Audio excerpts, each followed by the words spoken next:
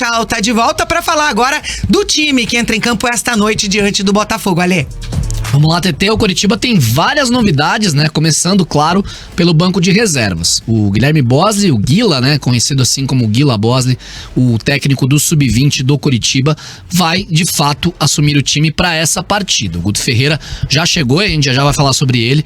O Guto Ferreira vai assumir a equipe só nas últimas 2 rodadas e provavelmente com testes aí de jogadores que não vêm sendo muito utilizados, alguns garotos, para já ver alguns jogadores que ele pode contar na temporada 2024. Para a campanha da Série B, o Coritiba já está matematicamente rebaixado, vai tentar voltar para a elite do futebol brasileiro na temporada que vem. E aí o Coritiba tem alguns retornos e desfalques, alguns esperados, outros já mostrando que o Coritiba já pensa em 2024. Então vamos a eles. Primeiro, o Reinaldo, o Marcelino Moreno e também o Robson, os 3 jogadores estavam suspensos e os 3 estão de volta nos relacionados do Coritiba para a partida de hoje contra o Botafogo. O Reinaldo não deve começar jogando, mas o Marcelino e o Robson são titulares absolutos dessa equipe e devem naturalmente retornar para o time titular do Coritiba. Por outro lado, o Gabriel e o Henrique não se recuperaram de suas lesões, o Gabriel com uma lombalgia e o Henrique com uma lesão na posterior da coxa.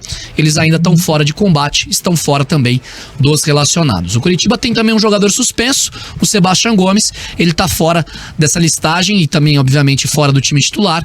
O Guilherme Bosley vai precisar mexer no meio-campo. O Slimani também segue fora, mas o Edu tá de volta. O Edu foi relacionado, deve ficar no banco de reserva. São várias alterações.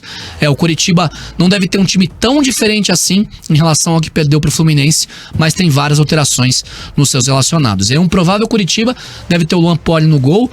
Algumas pessoas falam que o Morisco pode ter uma chance. O Pedro Morisco, jogador do Sub-20, que ainda não estreou como profissional, vem sendo o 3º goleiro do Coritiba nessa temporada já há algum tempo, mas a tendência é que o Luan Poli comece mesmo como titular. E aí seria Luan Poli, Natanael, Thalisson, Kusevich e o Vitor Luiz, a defesa a mesma em relação ao time que perdeu pro Fluminense.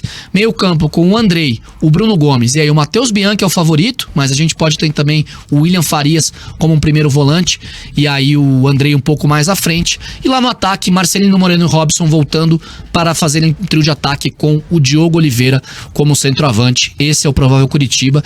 E aí tem um ponto, TT, nessa relação do Coxa, nem André Samaris e nem Gessé Rodrigues foram relacionados. Jogadores que têm contrato terminando no final do ano e que não vão continuar no Coritiba.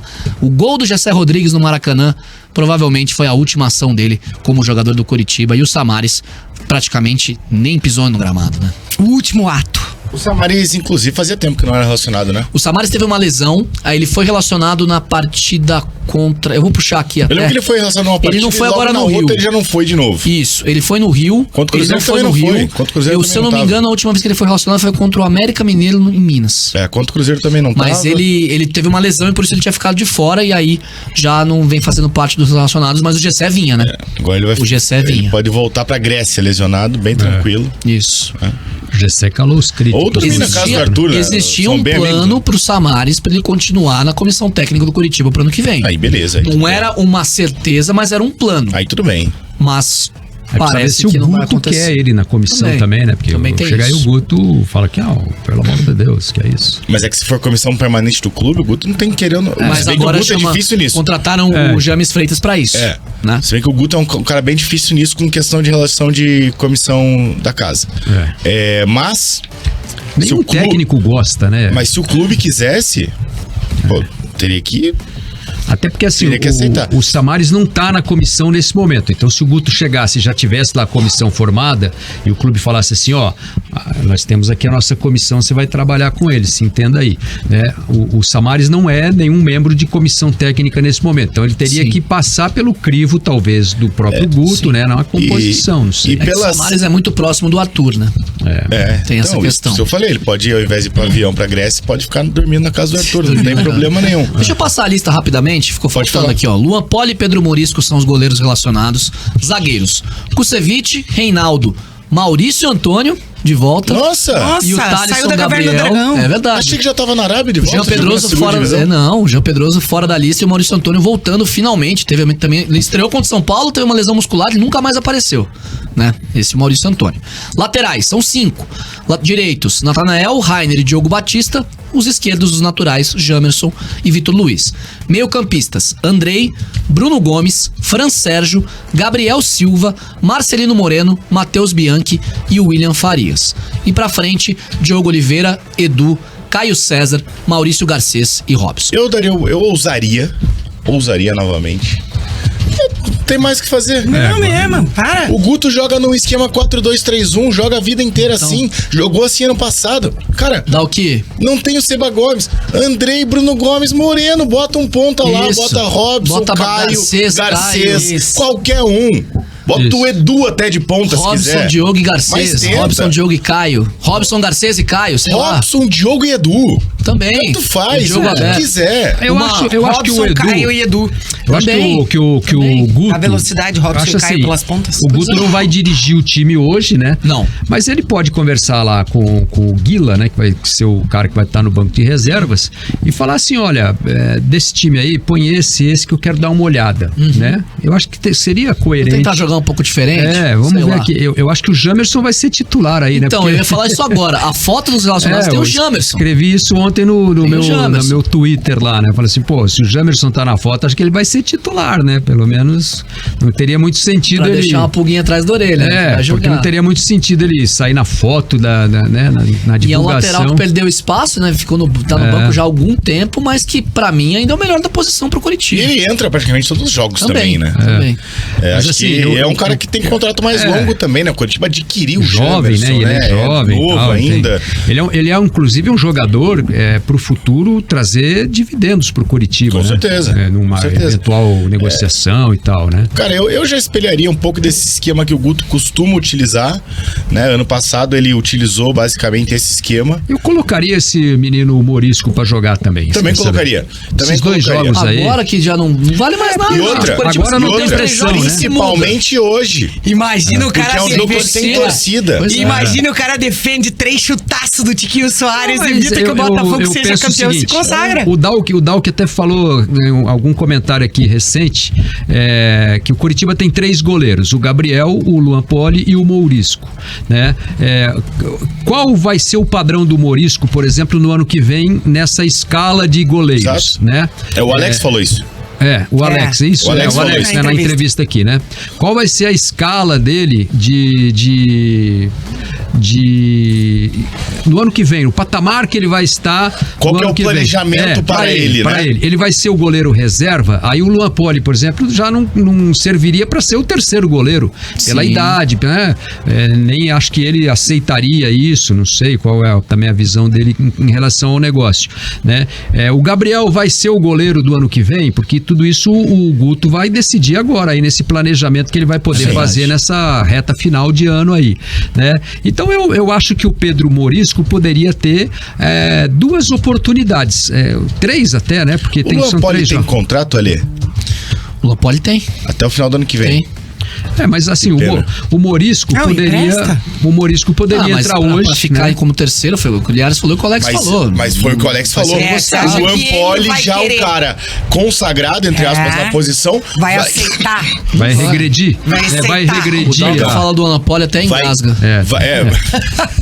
Vai ficar como terceiro goleiro de um menino de 18 anos que nunca nem jogou profissionalmente. É muito difícil isso. Então, Pois é. acho que assim, eu não sei se ele aceitaria isso que eu falei aqui, né? Se ele se sujeitaria, né, a ser um terceiro goleiro tendo um garoto da base à Exatamente, frente não. dele na Muito escala, né? difícil. E o Gabriel também precisa ver Uma qual- coisa é o qual- menino da base ser o titular já e o cara ser contratado pra ser o reserva dele. Aí tudo bem. Agora, o Gabriel sendo o primeiro, o Luan Poli sendo o segundo e o Morisco, que nem estreou profissionalmente ainda, é o terceiro, se simplesmente essa ordem inverter, não faz sentido você colocar o Luan Poli no terceiro. Não faz sentido você onerar a sua folha de pagamento pagando mais de 100 mil reais pra um goleiro terceiro. Sim. É muito mais fácil você puxar de volta o Marcão pra jogar como terceiro goleiro e tal. Enfim, é muito difícil. Mas eu, hoje, pra fechar o comentário do Coxa agora, ousaria nessa situação. Colocaria o esquema que o Guto tá geralmente acostumado, porque eu tenho certeza absoluta que ano que vem o Curitiba não vai jogar com médios. A Série B não vai.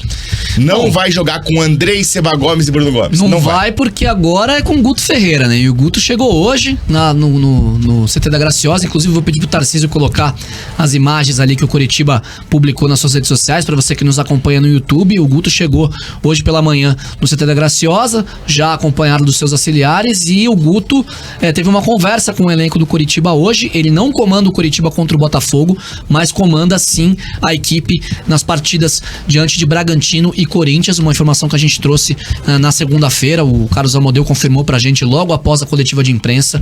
O Guto Ferreira vai observar jogadores que vão ficar no elenco para ano que vem e já não vai utilizar alguns que o Coritiba não vai contar para a Série B de 2024. E aí a minha grande dúvida são sobre as situações de Henrique e William Farias. Claro, a gente vai apurar, vai atrás da informação. O Henrique tem um contrato acabando no final deste ano e eu já ouvi pessoas dentro do Coritiba dizendo que o Henrique não vai renovar com o Coritiba, ou melhor, o Coritiba não vai renovar com o Henrique. E tem também a questão do capitão William Farias. O William Farias tem contrato até ano que vem, mas há uma parcela de um grupo de pessoas dentro do Coritiba que já pensa em renovação e não conta com o William Farias também para 2024. Ele tem contrato, tem toda a questão de que é um jogador que é ídolo do clube, claro que ele pode ficar, mas existe essa questão envolvendo os dois ídolos, né? O Henrique e o William Farias, os dois jogadores talvez com mais peso desse elenco do Coritiba em relação à história com a camisa coxa branca. E a primeira contratação me parece justamente para essa posição. É o primeiro volante, o Arilson. Inclusive perguntaram aqui no chat, a gente falou ontem sobre o Arilson. O Criciúma, ele tem contrato finalizando no final desse ano. O Criciúma quer renovar por 2 anos com um volante de 29 anos, que foi um dos destaques da equipe no acesso esse ano na Série B, mas o Coritiba fez uma proposta superior à do Tigre e a expectativa é que o Arilson seja, de fato, a primeira contratação do Coxa para 2024. E é um indício que, de repente, não estão contando com o William Farias nos planos, né? Ou algum outro volante aí da Samares, né? O Arilson é mais jovem, o Arilson não é tão novo assim, né? Mas ele vai trazer algo diferente do William, né? Ele é muito mais físico, ele é mais alto, ele é mais marcador, só que o William tem uma bola longa melhor, né? Acho que o Arilson pode ajudar bastante, pode ir pra Série B principalmente, acho que vai ajudar bastante. 12:00 e 55 minutos. Daqui a pouquinho o Ale volta para trazer mais informações do Verdão por aqui. O Coxa que joga hoje 9:30 da noite. A emoção do Brasileirão está à flor da pele. A KTO te convida para entrar de cabeça nessa reta final. É hora de você palpitar nos últimos jogos do seu time e fazer parte da diversão. Só na KTO o ganho antecipado e a adrenalina não para. Então não perca mais tempo. Acesse agora KTO.com. Faça do seu palpite uma experiência única. Vai de KTO, onde a diversão acontece. Lembrando que o site é para maiores de 18 anos e, é claro, jogue com responsabilidade. 20 anos do Dalicani também. Daqui a pouquinho volta com mais informações do Furacão, porque o Furacão joga amanhã diante do Cruzeiro e ainda está finalizando a sua preparação. 20 anos vai falar dos desfalques que o técnico Wesley Carvalho vai ter para esta partida. Antes do intervalo, vamos ao nosso giro RIC Sport Clube, hoje com Dudu Oliveira. Giro RIC Sport Clube. Boa tarde aos amigos do Bate Pronto, aqui é o Dudu Oliveira e eu vou chegando com o Giro RIC Sport Clube para Porte Alto. Na hora de vender seu carro, conte com quem é especialista no assunto, venha para Porte Alto. Faltando menos de um ano para a Paralimpíada de Paris, o atleta da bocha, Eliseu dos Santos, ainda sonha em carimbar o passaporte para a competição via ranking mundial da modalidade. Atualmente, o paranaense nascido em Telêmaco Borba e residente em Pinhais, na Grande Coritiba, ocupa a 10ª posição em sua categoria, a BC4 para atletas com distrofia muscular, uma condição genética hereditária que faz com que os músculos percam força gradativamente. Ao todo, 16 atletas vão brigar por medalhas em Paris na categoria BC4, dos quais apenas um competidor da Colômbia já carimbou o passaporte. A convocação final será anunciada em janeiro de 2024. Faltando poucos meses para os Jogos de Paris, Eliseu dos Santos precisa se manter bem ranqueado para estar na lista. E a seleção brasileira feminina de futsal vai enfrentar a Colômbia em 2 amistosos na cidade de Paranaguá. As atletas convocadas pelo técnico Wilson Saboia se apresentaram na última segunda-feira, 27 de novembro. Em quadra estará Parnanguara, Emily Marcondes, destaque em sua equipe da Espanha e seleção brasileira. Esteve entre as 10 melhores do mundo no ano de 2022 e é uma forte candidata para esse título em 2023. Os jogos serão nesta sexta-feira, dia 1º às 9 horas e domingo, dia 3 às 11h45 da manhã, no ginásio Albertina Salmon, em Paranaguá. Esse foi o Giro Rick Sport Clube para Porte Alto. Na hora de vender seu carro, conte com quem é especialista no assunto. Venha